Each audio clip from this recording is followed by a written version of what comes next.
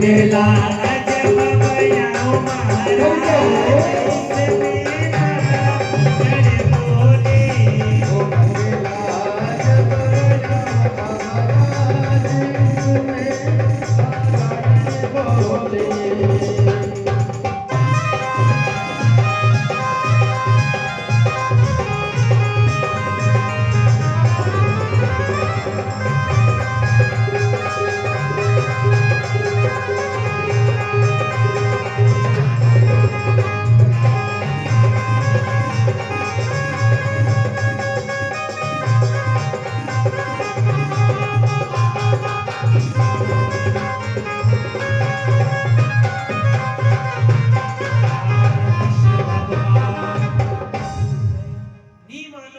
पुरंजनी से 100 पुत्र हो गए, फिर भी पुरंजन इसी में उलझा रहा। इधर गंधर्वों ने हमला किया उनके साथ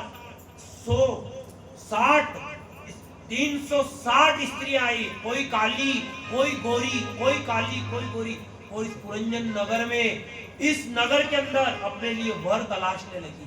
कौन स्त्रियां? ये अपनी आत्मा इस नगर के अंदर उस एक वर को तलाश रही है। या हमला हो रहा है, बार बार समझा रहे हैं, समझ जा, पर नहीं, पुरंजन की एक नहीं लगती है, इसी में उलझा रहता है।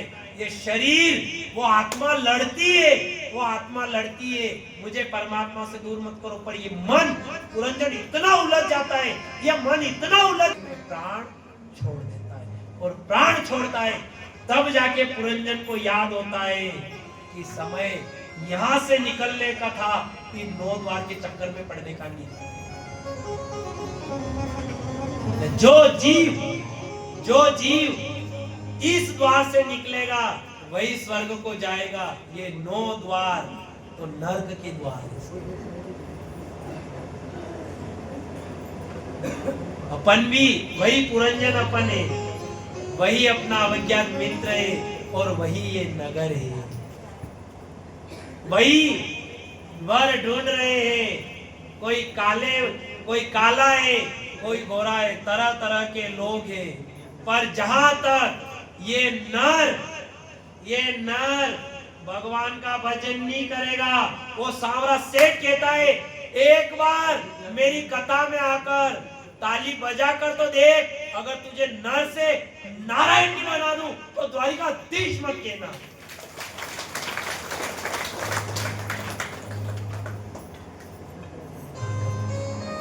प्रचेता उसे कहा, भोलेनाथ ने, प्रचेता ऐसा नहीं हो कि तुम्हें जो आज्ञा मिली है कहीं उससे उलझकर तुम भी इस पुरंजन वाली नगरी में फंस जाओ। जो शिक्षा है उसे ग्रहण करने के पश्चात जो तुम्हारा कर्म है वो कर्म करना मत भूलना। यहाँ पर कोई चीज असली नहीं है, ये दुनिया पूरी नकली है। भजन करो तो भी गणा के कौन है? ये नकली भगत है, ये दिखावटी का भगत है, खाली अनाती कहीं नहीं है। तो मनाती कहनो नकली थी ज्यादा तो असली थी ज्यादा, तो नकली काम करे। बोलो, पूतना नकली वणी ने की थी कि असली? कसी वणी ने की थी? नकली वणी ने गई थी नहीं, पूतना नकली बनकर गई। अगर उसे शाम मिल गए हैं, अपन नकली बनकर जाएंगे, अपन को भी शाम मिल जाएगी। यहाँ पे कोई चीज असली नहीं। अरे यहाँ और की तो कई बात करा, अपनी हर की माँ अपना असली बात नहीं बताती। वह माँ दूध काढ़ी लावे, माँ दूध निकाली लावे, ने माँ की दो मम्मी मैंने बिल्कुल काचो दूध, पानी को बिना टपको ना के तो को 1 गिलास भरी दी दीजिए, तो भी वह जावे ने कहा कि हाँ पानी दूध में बेसन के जावे। एक बार मैंने के भाई मैंने कासो दूध पाया कर, भाई ने के हो बेटा थने कासो दूध पहुआ में काल दिए थी। अब भाई काढ़ी ने लई ने मैंने को ला भाई गिलास लाऊं, ये 2 मिनट रुक बेटा पब्बा रहूं। तो जशी भाई पंडित की मेरे की ने पल्लो आड़ो करी तो लोटिया भरी भरी कुड़वा देखी। मैंने क्यों कहे भाई योगे करी ए मु व्यसन करी व्यसन मु जानो कदी व्यसन नाचता है गावण में। यहाँ पे कोई चीज असली नहीं मिलती है, यहाँ पे है असली है एक ही चीज, दही। जो समझ में नहीं आवे अबार असली नकली कथा की बात तो आदि समझ में नहीं आवे, अबार समझ में जा कि आखिरी में असली कई चीज है। आप माखन लेते हो, खाइटीचा करा, मशीन चाले बर एक 5-10 मिनट तो खाइटीचा कंप्लीट, खाइटीचा वीजा ना माखन माखन सब ऊपर थी कंप्लीट लेवा लेवी कर ले ना, पछे उनमें 3 बार थप्पी लगावे। बोलो लगावे नहीं? जो 3 बार थप्पी लगे जो वंचो तो करो रे ने देख जो माखन ले उनको मुंडो देख दो 3 थप्पी लगाई और माखन हाथ में आ जाता है। इस शरीर की 3 हिचकी आई और वो माखन चोर आ जाए। बस 3 थप्पी की बात है। उन्होंने महादेव ने शिक्षा दी, प्रचेताओं से कहा तुम जाना पर इस पुरंजन की नगरी में मत उलझना जाना। ये बड़ी मायावी नगरी है, जो पुरंजन की नगरी में उलझा वही रह गया। जब पुरंजन का जन्म होता है, देख जो बालक को जन्म हुए, पुरंजन का जन्म होता है तो बालक रोता है, क्यों? तब उसे याद रहती है कि मेरा परमात्मा दूर हो गया है। गर्भ के अंदर तो दर्शन था, बाहर दूर हो गया है। पर वो बड़ा होता है, पुरंजन जो बड़ा होता है, जो परमात्मा को छोड़कर पुरंजनी का आसक्त हो जाता है। अनेक मित्र बनते हैं, अनेक दोस्त बने, अनेक परिवार हुए, खूब बढ़ो, खूब कर्म करे, फिर भी वो पुरंजन उस परमात्मा को याद नहीं करता है और आखिरी में धोखा धक्का खाते खाते पुरंजन समाप्त हो जाता है।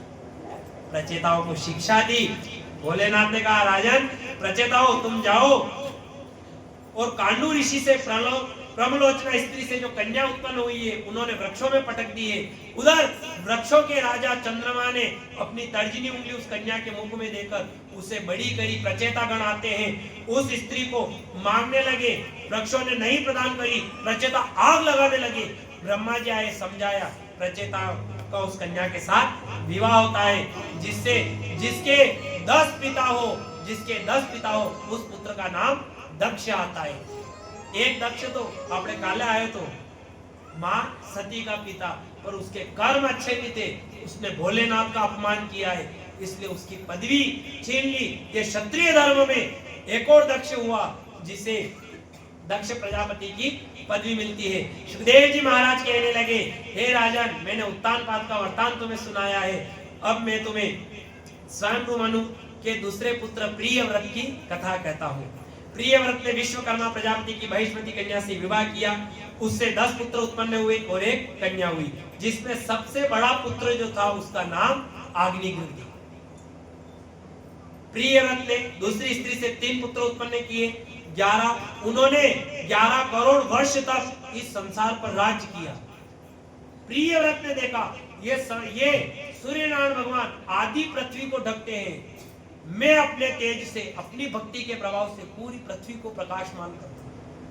और जैसे ही प्रियव्रत निकला अपना रथ लेकर सूर्य नारायण की परिक्रमा करने लगा, 7 परिक्रमा हुई, जो रथ से निकला था उस रथ के गड्ढे हुए जो 7 समुद्र कहलाए। प्रियव्रत ने अपने सभी पुत्रों को एक एक खंड का राज दिया। वह राज देकर भगवान की भक्ति में मोहित होकर भगवान को चला जाता है। इधर अग्निग्र भगवान ने कहा, एक दिन प्रियव्रत का जो सबसे बड़ा बेटा था अग्निग्र, उसको राजा बनाया। अग्निग्र पितृ की कामना हेतु मंदराचल पर्वत में जाता है और भगवान की तपस्या करने लगता है। जैसे ही भगवान की तपस्या करता है वहां एक अप्सरा आती है, ब्रह्मा द्वारा भेजी हुई अप्सरा आती है और अग्निग्र अपनी तपस्या छोड़कर उस अप्सरा के अंदर मोहित हो जाता है।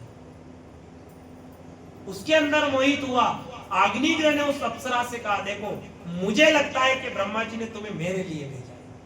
और ये बात अग्निग्र कहता है। वो अप्सरा भी अग्निग्र को देखकर मोहित हो गई। अप्सरा भी अग्निग्र के पास रहने लगी। 1 वर्ष में 1 बच्चे को जन्म दिया। इस प्रकार उस अप्सरा ने 9 वर्ष में 1 साल में 1 बच्चे को 9 साल तक वो अप्सरा आई और 9 बच्चे को जन्म देकर ब्रह्मलोक को चली गई। वो तो चली गई। इधर सबसे अग्निग्र के जो 9 में सबसे बड़ा वाला बेटा था उसका नाम नाभि था। नाभि धीरे धीरे बड़ा हुआ पर अग्निग्र तब तक नहीं हुआ। अग्निग्र ने अपने बेटे नाभि को राजा बनाया और वो घर छोड़कर वहां से चला गया। 9 ही बेटों का मरु की 9 कन्या के साथ विवाह कर अग्निग्र कहता है मैं अप्सरा के बिना नहीं रह सकता और वो नगर छोड़कर ब्रह्मलोक को चला जाता। यहाँ अग्निग्रह ने भी वही बात कही और फर्स्ट दिन क्यों तो नहीं कि मां जानकी ने भी क्यों तो राम के बगैर नहीं रूठी। जब अयोध्या छोड़ने का समय आया, अयोध्या छोड़ने का समय आया, वहां से निकले गंगा किनारे आए। अब गंगा किनारे आया साहब तो गंगा पार किस तरह करे? राम ने केवट से कहा राम क्या हमें गंगा पार उतारोगे? केवट ने कहा गंगा पार तो उतार दूं पर पहले चरण धोऊं तो गंगा पार उतारो अन्यथा नहीं उतार। राम ने अबे राम की बात करी दिया। अतरी देर में राम ने समझाता था कि राम अतरी देर में लक्ष्मण जी भपकी पड़ा। लक्ष्मण जी को केवट कई बात है। केवट ने क्यों देखो पहली बात तो यह लक्ष्मण जी आपकी में बात करी नहीं ना आपके मार का ही मतलब नहीं है। राम की बात करियो अब राम मारती बात करियो। लक्ष्मण ने क्यों उतारना हो तो उतारो गंगा पार नहीं तो बंदा तो तरी ने निकली जाओ। केवट ने क्यों हद कर यार लक्ष्मण जी दादागिरी लगे नाव मारी जगह मारी वन मारो ऊपर ही दादागिरी करी। केवट ने जाओ निकली जाओ तरी निकली जाओ मारा उतारना ही को नहीं आपकी न तरी ने निकलो कहीं ठीक है। अत्रोर मुकीनू के गंगा में ज्यादा पानी नहीं है खाली अत्रो पानी लागेगा आपकी निकली जाओ आपकी तरी निकला तो नहीं। पर केवट ने कहा ओ लक्ष्मण जी सुन लेना मुझे पता है आपको तैरना याद है मैं जानता हूं मां जानकी को तैरना याद है पर राम को तैरना याद नहीं है। और इतनी देर में राम ने धीरे धीरे क्यों करे केवट थने की तरह मालूम के मने तरता नहीं आवे।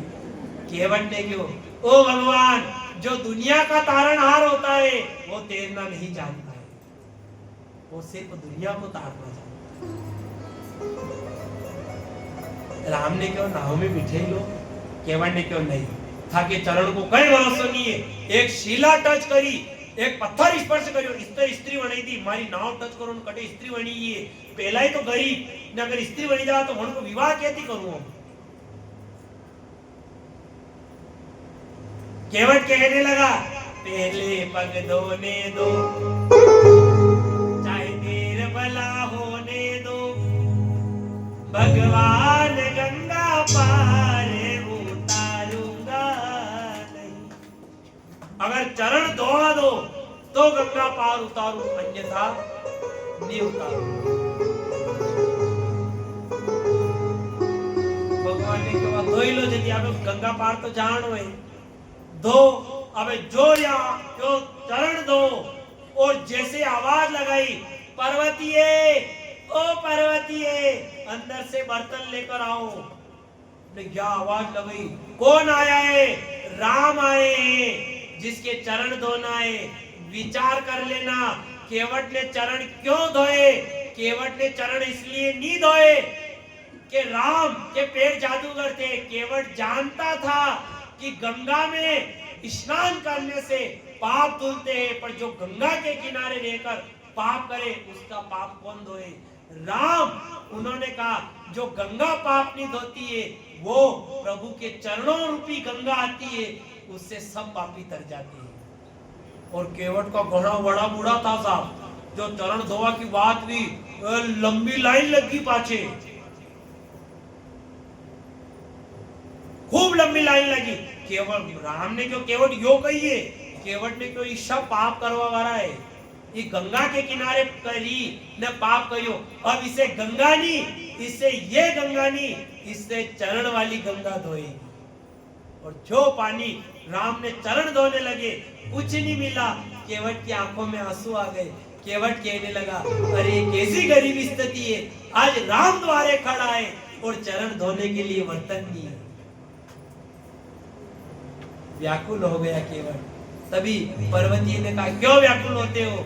अपनी नाव में पानी खाली करने का जो कसोटा है उसके अंदर पांव धो। एक चरण राम का धोया दूसरा हाथ रखा, फिर चरण धोए। राम ने कहा अरे मैं गिर जाऊंगा। केवट ने कहा मेरा सिर पकड़ लो। सिर क्या पकड़े, केवट तो चाहता था कि किसी भी उत्तर से राम का हाथ मेरे सर पर आ जाए। जो चरण धोए, बिठाए, नाव में बिठाया, और जो गंगा ने कहा दर्शन करूं, दर्शन करूं, इधर केवट मां गंगा से प्रार्थना करने लगा, ए मां गंगा, ऐसा नहीं हो कि कहीं राम मेरी नाव में बैठे हैं, तो लाज रखना। लक्ष्मण ने कहा देख मेरे भैया को तैरना नहीं आता है, तू नाव धीरे धीरे चलाना। केवट कहने लगा मन मन में, केवट एक आवाज कहने लगा, धीरे धीरे वो नाव चलाता, धीरे धीरे नाव चलाता। केवट एक ही अरदास करने लगा मां गंगा से, वो मेरी नैया में, तो मेरी नैया में सीतारा, गंगा मैया धीरे बहो, मेरी नैया में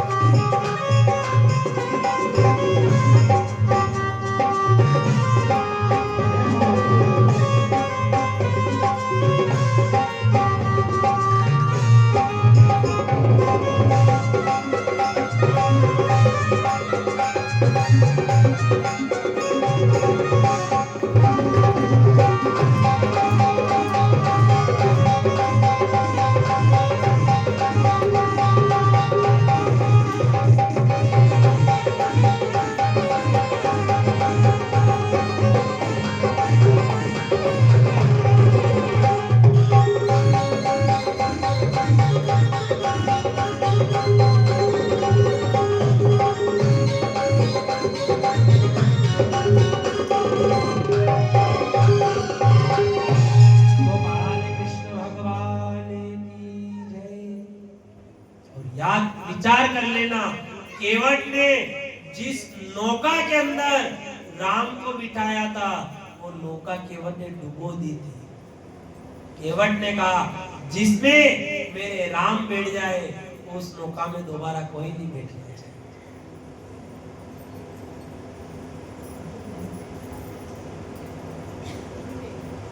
राम की तो बात ही अलग है सर। राम को नाम एक सोए जने सब ली सके। गरीब थी गरीब ने, अमीर थी अमीर ने, सबसे ज्यादा राम है तो गरीबा को है। अमीरा का तो भगवान कृष्ण है। देख तो जो ज्यादा पयावर रहेगा वो जय श्री कृष्णा ज्यादा करेगा। जो ज्यादा पयावर रहे वो जय श्री कृष्णा करे। न जो गरीब है ये बेचारा राम राम करता घूमे। राम राम घड़ा घड़ा कोई दादागिरी लगा लिया, यूं कर दूं वो कहे कि मारो भी राम है, कदी ना कदी तो कहीं लेगा। न देख जो राम थी ज्यादा गरीब कोई नहीं है, नहीं यकीन है। अब राम जी को घर बनियो तो बोलो शब्द पया देना पड़ेगा कि देना पड़ेगा? दीदा नहीं सबने। अगर वेतरा पया वाला वेता तो बड़ा घर नहीं बना सकता। दया सांवरा जी का मंदिर में खड़ा पया दीदा अबार तक क्या त्राड़ी फलाना सिंह जी के आप तरफ से सांवले जी मंदिर बनाने के लिए इतना पैसा भेंट दिया जाता है। ये तो फिर भी अब्बे पया वाले क्या मंदिर बनिया बार वो कच्चो मंदिर तो वन टाइम तो अमावस ने पूनम ने पेटी खुलती तो के तो राम के कपड़ा आता के माँ जानकी की जड़ में थी। लक्ष्मण जी तो यूं लक्ष्मण जी थी कुछ लेता लक्ष्मण कपड़ा, लक्ष्मण जी के तो मार तो धकेगा पर आपके मंगे राम कृष्ण शिव जो समझ में नहीं आता पर दूध अगर ज्यादा गर्म है या बताओ जमाण कदी पड़ेगा? दूध गर्म रहे तो जमाण पड़ी जा खट्टे को छाटो डाल दो तो फाटी जाए। बिल्कुल ठंडो रे तो जमे कदी जमेगा जमाण? बिल्कुल बीज को रे, ना तो ज्यादा ठंडो ना ज्यादा गरम। शिव ठंडा तत्व है, शिव ठंडा तत्व है, कृष्ण गरम तत्व है। ज्यादा कृष्ण भगवान की छेड़ा करो तो ज्यादा दुख देखना पड़े। कृष्ण गरम तत्व है, शिव ठंडा तत्व है। पर राम ना तो ज्यादा गरम ना ज्यादा ठंडा। कौन हे राम?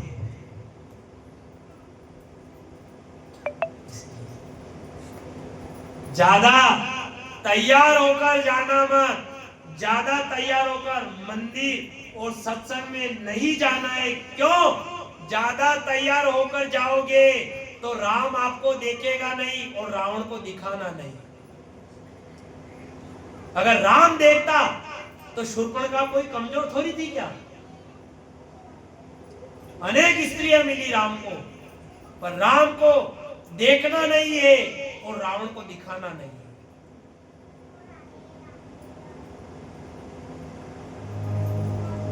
भगवान हमेशा अच्छा चित्त और अच्छा चरित्र देखता है।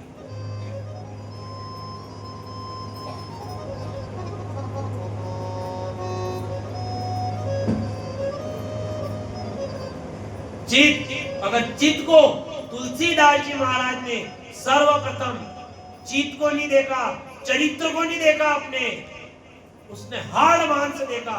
तुलसीदास जी ने हाड़ मांस देखा। जब घर पे थे मेरी पत्नी मेरी रत्नावली, मेरी पत्नी करते।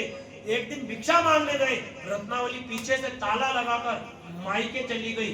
पानी गिरे तो ऐसा नदी नाले एक में जा रहे हैं, कई जगह नहीं पैर दे रहे, सब तरफ पानी पानी। तुलसीदास जी ने घर आकर देखा, तुलसीदास जी के ताला देखा, तुलसीदास जी का दिमाग खराब हो गया। तुलसीदास जी ने कहा मेरी पत्नी कहाँ गई? पड़ोसी से पूछा, चाबी दी, उन्होंने कहा मायके गई। तुलसीदास जी ने कहा सब क्या बना रही जो पत्नी बनानी है, मेरी पत्नी नहीं है, मेरा क्या होगा? अभी का अभी जाऊं और रत्नावली से मिलकर आऊं। निकले घर से, नदी बह के जा रही, रात का समय, कोई ढूंढ का बह के आ रहा था, उस पर बैठे, उस पार उतर गए। इतने मगन हुए पत्नी में, इतना दिमाग खराब किया तुलसीदास जी ने, उधर उतरे, तब जाके पता चला कि जिस लकड़ी समझकर जिसको पार उतरे वो लकड़ी नहीं, वो मुर्दा बेकर जा रहा है। अपने स्वार्थ के लिए किसी लाश का इस्तेमाल किया। नगर में पहुंचे, रत्नावली झरोखे में खड़ी खड़ी बाहर देख रही थी, एक रस्सी लटक रही होगी, पकड़कर चढ़ने लगे। रत्नावली चिल्लाई, अरे मूर्ख, ये रस्सी नहीं, सांप है सांप। तुलसीदास जी ने क्यों? मर जाऊंगा तो रत्नावली के प्रेम में मरूंगा, पर तुझसे मिले बिना नहीं रहूंगा। ऊपर गए, रत्नावली को देखा, रत्नावली ने कहा अरे धिक्कार है तेरे ऊपर, क्योंकि पहले तुलसीदास जी को लगा कि रत्नावली कहेगी इतना प्रेम करने वाला पति मिला है, पर नहीं, रत्नावली ने एक बात कही, अरे धिक्कार करती हूं मैं तुम्हारे ऊपर, इस हाड़ मांस के पुतले पर जितने हुए हो आसक्त, इतना अगर राम को भजते तो तुम्हें राम मिल जाते। इस हाड़ मांस का, इस मांस के पुतले को देखते हो, जो ना होती भी योग व्यथा तुलसी कबहू ससुराल न जाते, जो तुलसी ससुराल न जाते, रत्नावली की पटकार न गाते, जो रत्नावली की पटकार न गाते, रामचरित वो रच नहीं पाते, रामचरित वो रच नहीं पाते, संसारी नर के से तर पाते। जो फटकार लगाई, जो फटकार लगाई, रत्नावली कहने लगी, साजन क्यों आए ससरिया में, शोभा नहीं रे तसमतिया में।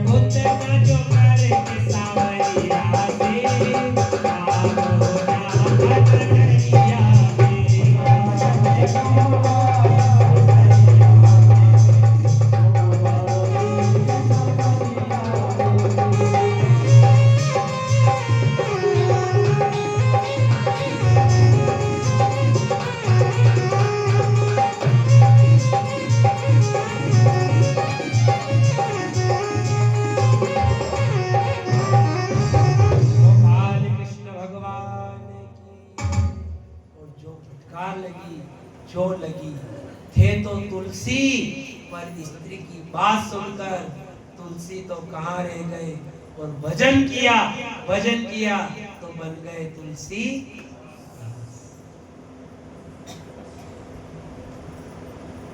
अगर दास दास यदि बन गए तो भगवान सदा सदा के लिए तुम्हारे पास आ जाए। अपन कितना भी अहंकार कर ले, कितना भी अहंकार कर ले, हम इतने गोरे हैं, हम इतने गोरे हैं।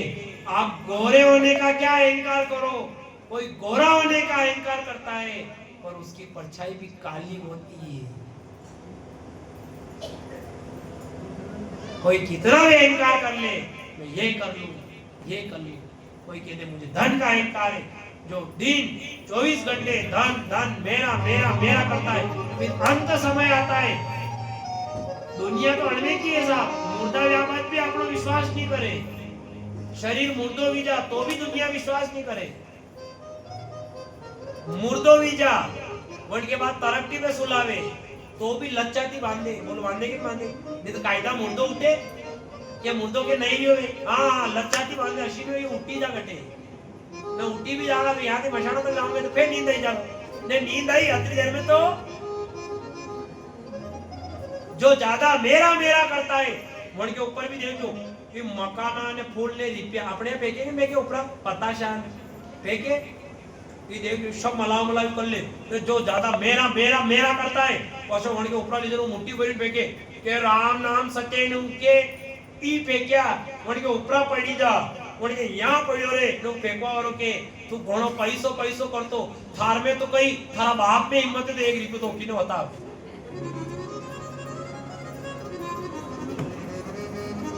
बोलो तो की सके वन का घर को परिवार को कोई सदस्य नहीं तो के जिसका पिता शांत हुआ है मेरा मेरा करते मरा है वो बेटा भी वो रुपया नहीं तोड़ता है।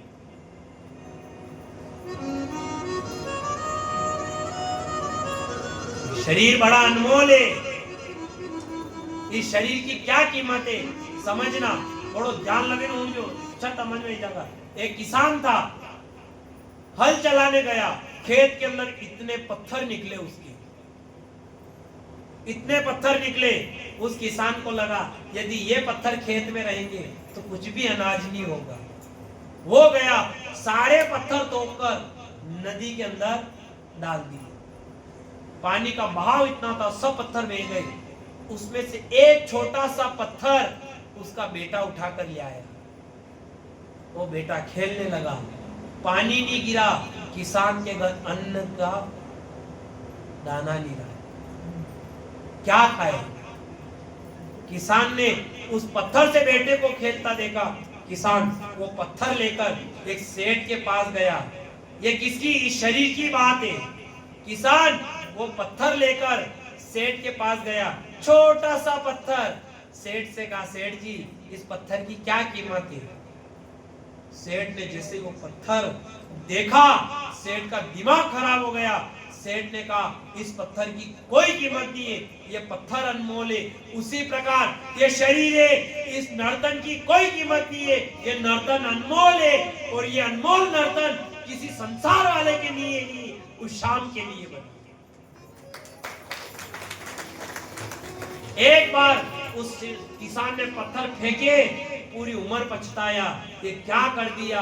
कीमती पत्थर नदी में बहा दिए। एक बार शरीर छूटा, पूरी उम्र पछताना है। इतना अच्छा नर्तन मिला था, सब पानी में बहा दिया। भजन नहीं कर सका, भजन नहीं कर सका। अंत में जीवन पछतावा है। और यही कथा आ रही है, भरत जी महाराज की कथा आ रही है आगे। इधर नाभि को राजा बनाया, नाभि की मेरू देवी के संतान दोनों तपस्या करने गए। जो तपस्या करी साहब भगवान प्रसन्न हुए। भगवान ने कहा मांगो, क्या वरदान मांगते हो। नाभि ने कहा मेरी पत्नी जो मांगे वो वरदान हमें मंजूर है। बोलो कड़े मांगवाई क्यों, पत्नी थी क्यों नहीं, पत्नी थी जो आता है कि जो पत्नी मांगे वो।